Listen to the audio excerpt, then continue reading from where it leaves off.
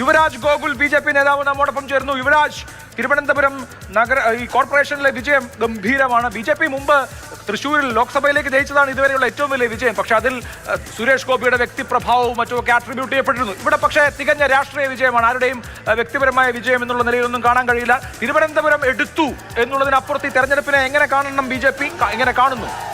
തീർച്ചയായിട്ടും കേരളത്തിൽ കഴിഞ്ഞ കുറച്ച് കാലങ്ങളായിട്ട് നിലനിന്നുകൊണ്ടിരിക്കുന്ന ഭരണത്തിൻ്റെ സമ്പൂർണമായ പരാജയത്തിൻ്റെ മകുടമാണ് തിരുവനന്തപുരം നഗരസഭയിൽ CPM-ന് ലഭിച്ചിരിക്കുന്നത് എന്നുള്ളതാണ്. ഈ പരാജയത്തിനൊരു കിരീടം വെച്ച് കൊടുക്കണം എന്നുണ്ടെങ്കിൽ ആ കിരീടം തിരുവനന്തപുരം കോർപ്പറേഷനിൽ ഇടതുപക്ഷത്തിന് വെച്ച് കൊടുത്തു എന്നുള്ളതാണ്. കഴിഞ്ഞ 5-6 മാസങ്ങളായിട്ട് വളരെ ചിട്ടയായ പ്രവർത്തനങ്ങളാണ് ഭാരതീയ ജനതാ പാർട്ടി തിരുവനന്തപുരം കോർപ്പറേഷനിൽ നടത്തിക്കൊണ്ടിരിക്കുന്നത്. തീർച്ചയായിട്ടും ആ പ്രവർത്തനങ്ങളുടെ വലിയ ഒരു റിസൾട്ടാണ് ഇപ്പോൾ ഇന്ന് വോട്ടെണ്ണി കഴിയുമ്പോൾ നമുക്ക് കാണാൻ വേണ്ടിയിട്ട് കഴിയുന്നത്. കഴിഞ്ഞ കുറച്ച് നാളുകളായിട്ട് വിവാദ പൊളിറ്റിക്സാണ് കേരളത്തിൽ ഓടിക്കൊണ്ടിരിക്കുന്നത്. ഇപ്പോൾ നമ്മൾ ചാനലുകളിൽ നിങ്ങളുടെ വാർത്താ മാധ്യമങ്ങളെല്ലാം എടുത്തു കഴിഞ്ഞിരുന്നാലും ശരി തന്നെയാണ്, എല്ലാ അനാവശ്യ വിവാദങ്ങളുടെ പിറകെയായിരുന്നു. പക്ഷേ BJP ഡിസ്കസ് ചെയ്തത് മുഴുവനും വികസനത്തിനെ കുറിച്ചിട്ടായിരുന്നു. തീർച്ചയായിട്ടും തിരുവനന്തപുരത്തെ ജനങ്ങൾ ആ വികസനം എന്ന് പറയുന്ന മുദ്രാവാക്യം ഏറ്റെടുത്തു എന്നുള്ളതാണ് ഞങ്ങൾ മനസ്സിലാക്കുന്നത്. അതുകൊണ്ട് തന്നെയാണ് കഴിഞ്ഞ 2 തവണയും നമുക്ക് കപ്പിനും ചുണ്ടിനും ഇടയിൽ എന്ന് പറയുന്നത് പോലെ നഷ്ടപ്പെട്ടു പോയതായിരുന്നു തിരുവനന്തപുരം നഗരസഭയുടെ ഭരണം എന്ന് പറയുന്നത്.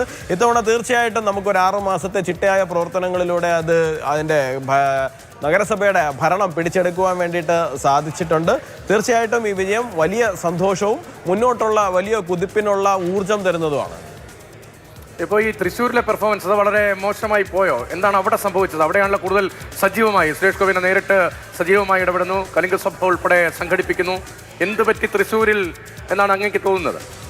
നമ്മൾ കുറച്ചുകൂടി മറ്റൊരു ആംഗിളിൽ കാണേണ്ടതാണ്. മറ്റൊന്നും കൊണ്ടല്ല, ശക്തമായ ഇടതുവിരുദ്ധ വികാരം കേരളത്തിൽ നിലനിൽക്കുകയാണ്. അപ്പോൾ ഇടതുവിരുദ്ധ വികാരം അങ്ങനെ നിലനിൽക്കുന്നത് കൊണ്ട് തന്നെ നിലവിൽ തൃശ്ശൂർ നഗരസഭയിൽ നമുക്കറിയാലോ, ഇടതുപക്ഷവും UDF-ഉം തമ്മിൽ ചെറിയ ഒരു വ്യത്യാസം മാത്രമുള്ള ഒരു സ്വതന്ത്രൻ്റെ മാത്രം പിന്തുണയോടുകൂടിയാണ് ഇടതുപക്ഷം ഭരിച്ചിരുന്നത്. അപ്പോൾ അതുകൊണ്ട് തന്നെ അവിടെ ഒരു ആൾട്ടർനേറ്റീവ് എന്നുള്ള നിലയിൽ ജനങ്ങൾ പെട്ടെന്ന് ചൂസ് ചെയ്തത് UDF-നെ ആയി എന്നുള്ളത് കൊണ്ടാണ് BJP-ക്ക് ഒരു പരിധി വിട്ട് മുന്നോട്ട് പോകാൻ കഴിയാത്തതെന്നാണ് ആദ്യ ഘട്ടത്തിലുള്ള ആ ഫലം വിലയിരുത്തുമ്പോൾ ഞാൻ മനസ്സിലാക്കുന്നത്.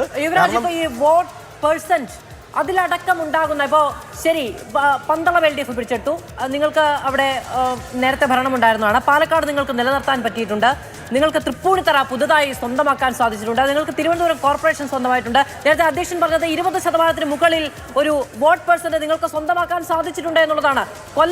കൊല്ലമടക്കം പുനലൂരിലൊക്കെ നിങ്ങൾക്ക് ചില വാർഡുകളിൽ വിജയിക്കാൻ സാധിച്ചിട്ടുണ്ട്, ഇടത് കോട്ട എന്നുള്ളതാണ്. അപ്പോൾ ആ നിലയ്ക്ക് ഒരു പാൻ കേരള എഫക്റ്റ് നിങ്ങൾക്ക് ഉണ്ടാക്കിയെടുക്കാൻ സാധിച്ച ഒരു തെരഞ്ഞെടുപ്പാണ്.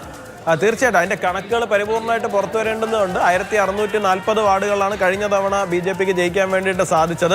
നിലവിൽ അത് എത്രത്തോളം എത്തിയിട്ടുണ്ട് എന്നുള്ള കാര്യത്തിനകത്ത് കുറച്ചുകൂടി കണക്കുകൾ വന്നാൽ മാത്രമാണ് നമുക്ക് അതിനെക്കുറിച്ചിട്ട് പറയാൻ സാധിക്കുന്നത്. പക്ഷേ എനിക്ക് ഒരു കാര്യത്തിൽ 100% ഉറപ്പുണ്ട്, എക്രോസ് കേരള വിജയിക്കുവാൻ വേണ്ടിയിട്ടുള്ള വലിയ പരിശ്രമം ഉണ്ടായിട്ടുണ്ട്. വലിയ തരത്തിലുള്ള മത്സരങ്ങൾ നമ്മൾ ഇന്നുവരെയും കാണാത്ത മേഖലകളിൽ നടന്നിട്ടുണ്ട്.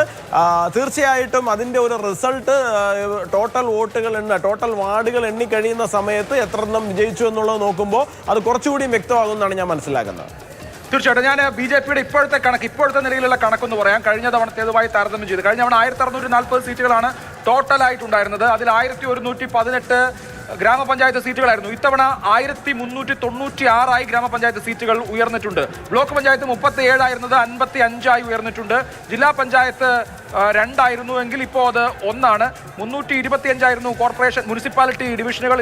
അതിപ്പോൾ 325 320 ആയിരുന്നത് 325. കോർപ്പറേഷനിൽ 60 ആയിരുന്നത് 93 ആയിട്ടുണ്ട്. ഒരു വർധനവ് വന്നിട്ടുണ്ട്. അപ്പോൾ വോട്ട് പെർസെൻറ്റേജിലുള്ള വർധന സ്വാഭാവികമായിട്ടും അതിനകത്തുണ്ട്. തീർച്ചയായിട്ടും ഇപ്പോൾ അഭിലാഷ് പറഞ്ഞ അനുസരിച്ചാണെങ്കിൽ ഏതാണ്ട് 300ഓളം വാർഡുകളുടെ വർധന കൂടുതലായിട്ട് ഉണ്ടായിട്ടുണ്ടോ? തീർച്ചയായിട്ടും വോട്ട് പെർസെൻറ്റേജിനകത്തും അത് ഉണ്ടാകുമെന്ന് തന്നെയാണല്ലോ നമ്മൾ മനസ്സിലാക്കേണ്ടത്.